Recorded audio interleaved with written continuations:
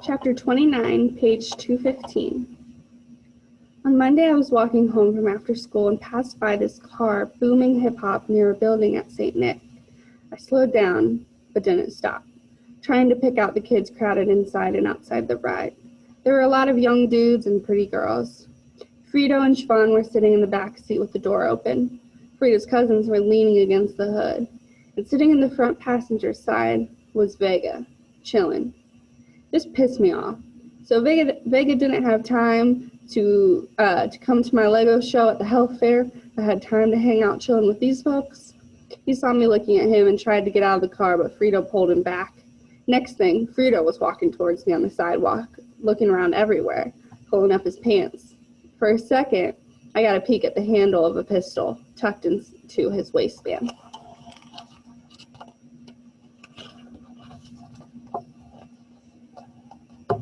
Yo, he called to me. He pointed down the sidewalk. Let's walk. All right, I said. I didn't feel like I had a choice. Frito and me walked along the sidewalk for a minute, not saying nothing. He looked up at the trees. When we were far enough away from the car, he stopped and stared at me.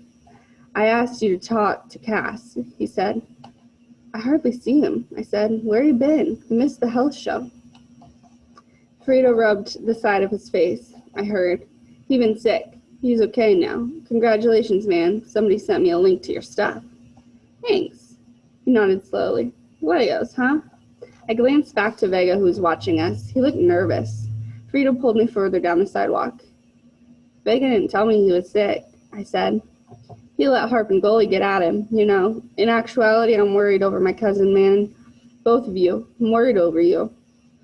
This Harp and Goalie thing, the East Side Squad, Frito shook his head. Why they want you to join this? They set so bad.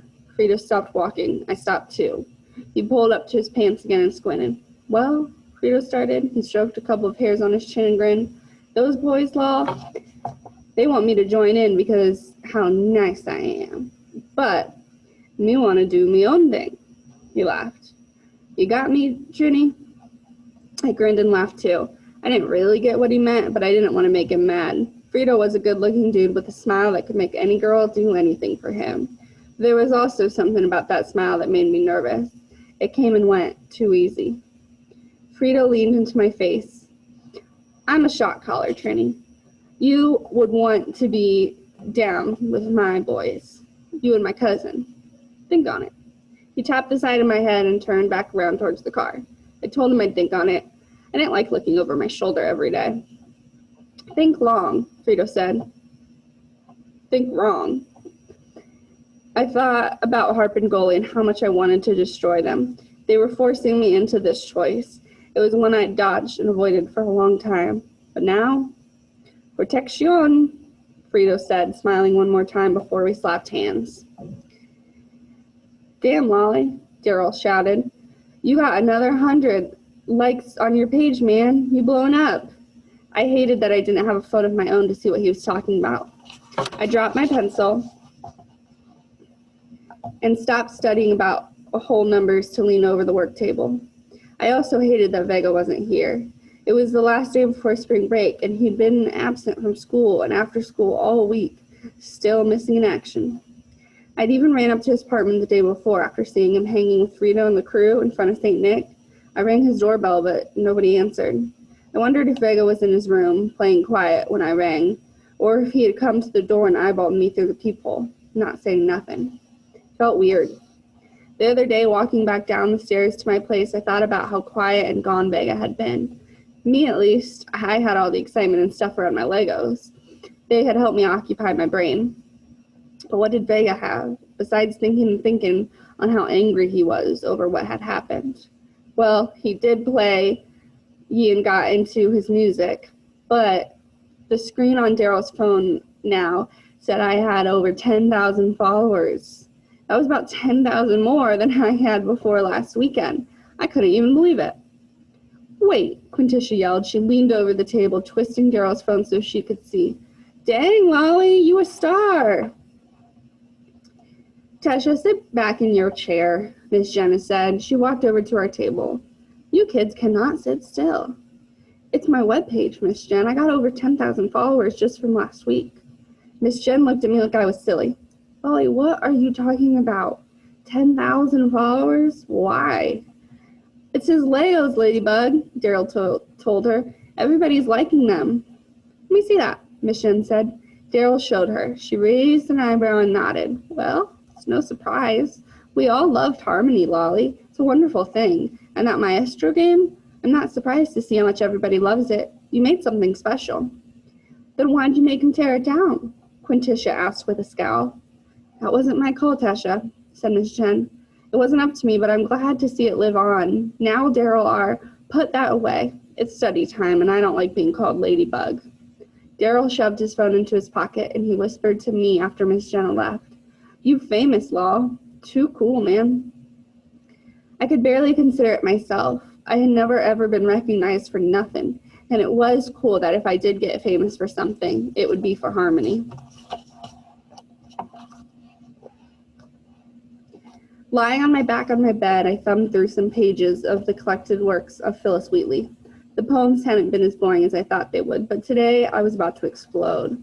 I was mad that Vega wasn't here for this. Him being how he had been lately was getting old. I hoped he wasn't hanging out with Frito too much. His cousin had a way of making bad situations worse. I bounced up again from my bed. I tossed the poetry book down and rushed to the other side of my room. I decided that the miniature turnip that I had built in the sitting room and since moved up here to my bedroom was better off on a higher shelf. Ma had said it was okay for me to leave some of my old city in my bedroom, just as long as I didn't try to conquer the whole apartment like before. I checked myself out in the mirror behind my door. I wished I didn't have such a high-nosed bridge or squinty eyes. I read some more poems, but something on the ceiling caught my attention. A water bug. I hopped onto a chair and smashed the bug with my yellow flip-flop. I knew Ma wouldn't want them to videotape no bugs marching across our ceiling. I stood there watching what was left of the bug as it twitched a bit, stuck to the bottom of the flip-flop. Ma swung open my door. She stood there for a minute smiling at me. She was just as excited as I was. I flicked the dead bug into the wastebasket and fell back into my bed. You tired, Sugar? She asked. I know I am. Somebody better catch that rooster running around here. All that cock-a-doodle-doo and the crack of dawn is messing with my rest. Yesterday I saw a bunch of building janitors chasing the scrawny red chicken around with nets. They couldn't catch it. That skinny little bird was a sprinter. Our door buzzer rang. I sprang up. Ma held up her hand. Sit. I'll get it. She answered the door, and it was the TV news crew, right on time. A Spanish reporter from one of the local news shows wanted to interview me because of my Lego city and all of the attention it had got online. When the cameraman was ready, I sat on my bed with lots of Legos behind me. And me and the reporter, Connie, basically had a convo about what I'd been doing. Nervous, I rubbed the bruise above my eye. Ma had covered it with makeup. I stared down at my finger that I had just touched there, and there were flakes of tan powder. So, Lolly, you have almost 250,000 followers online now, Connie, the reporter, announced. I'm more surprised than anybody, I answered. Why Legos, Lolly? She asked. I wanted to answer her, but I couldn't think of nothing. My brain had froze. It felt like I'd been sitting there for an hour, silent, before Ma spoke up. Say something, Sugar, Ma yelled. She was leaning in my door behind the cameraman. Can you edit her part out? I asked Connie, not wanting to look dumb on TV. I could hear Sunny and Vega dissing me already. Oh, honey, Connie said, don't worry yourself. We will edit this to make you sound like absolutely brilliant young man you are. She smiled, her teeth the whitest. You're in good hands. Why Legos? I said to her. To be truthful, it had been a long time since I'd really thought about why I love building with Legos so much.